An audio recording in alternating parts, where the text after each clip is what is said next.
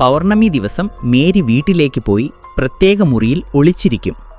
അവളെ ഫോളോ ചെയ്ത് പുറകെ പോയ അവളുടെ ബോയ്ഫ്രണ്ട് ഗേരി ഞെട്ടിപ്പിക്കുന്ന സത്യം മനസ്സിലാക്കി. അവൾ ഒരു ചെന്നായയായി മാറിയിരിക്കുന്നു. ആ ദിവസം മുഴുവൻ അയാൾ മേരിയുടെ വീട്ടിൽ തങ്ങി. കാരണം ആ വീട്ടിലെ എല്ലാ വാതിലുകളും അവൾ അടച്ചിരുന്നു.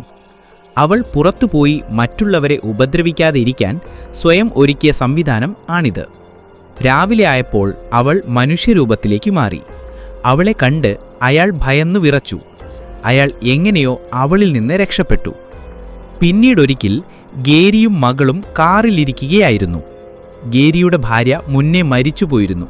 അതിൻ്റെ വിഷമം അയാളുടെ മകൾക്ക് ഉണ്ടായിരുന്നു. അയാൾ കാർ പുറകോട്ടെടുത്തപ്പോൾ മറ്റൊരു വാഹനത്തിൽ കാർ ഇടിച്ചു. അത് മേരിയുടെ ജീപ്പായിരുന്നു.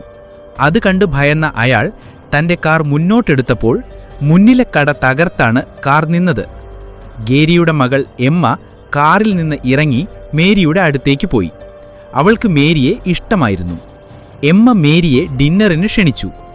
അന്നത്തെ ഡിന്നറിന് മേരി അവരുടെ വീട്ടിലേക്ക് പോയി. അപകടമാണെന്ന് അറിഞ്ഞിട്ടും തൻ്റെ മകൾക്ക് മേരിയോടുള്ള ഇഷ്ടം നിമിത്തം ഗേരി അവളെ സ്വന്തം ജീവിതത്തിൽ സ്വീകരിക്കേണ്ടി വന്നു. ഒരു ദിവസം അവർ ഒരു ട്രിപ്പിന് പോയി. തിരികെ പോകാൻ നേരം അവരുടെ കാർ സ്റ്റാർട്ടാവുന്നുണ്ടായിരുന്നില്ല. മേരി വളരെയധികം വിഷമത്തിലായി. അന്നൊരു പൗർണമി ദിവസമായിരുന്നു.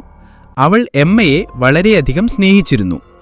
ഇരുട്ടാവുന്നതിനു മുന്നേ മേരി അവരിൽ നിന്ന് ദൂരേക്ക് ഓടിപ്പോയി. ഗേരിയും മകളും കാർ ലോക്ക് ചെയ്ത് അകത്തിരുന്നു. ആകാശത്ത് പൂർണ്ണചന്ദ്രൻ ഉദിച്ചു. മേരി എങ്ങോട്ടാണ് പോയതെന്നായിരുന്നു എമ്മയുടെ സംശയം. അപ്പോഴേക്കും ഒരു ട്രക്ക് അവരുടെ അടുത്തേക്ക് വന്നു. അതിൽ നിന്ന് രണ്ടാളുകൾ പുറത്തേക്കിറങ്ങി. അവർ ഇവരുടെ കാർ ആക്രമിക്കാൻ തുടങ്ങി. ഉടനെ മേരി ഒരു ചെന്നായയുടെ രൂപത്തിൽ വന്ന് ഓരോരുത്തരെയായി കൊന്നുകളഞ്ഞു. ആ ചെന്നായ അവരുടെ വാഹനത്തിനടുത്തേക്ക് നീങ്ങി. അവരെ ഉപദ്രവിക്കാതെ അത് അവിടെ നിന്നും പോയി. ചെന്നായയുടെ ഭീകര രൂപം കണ്ട് എമ്മ വളരെയേറെ ഭയന്നുപോയി.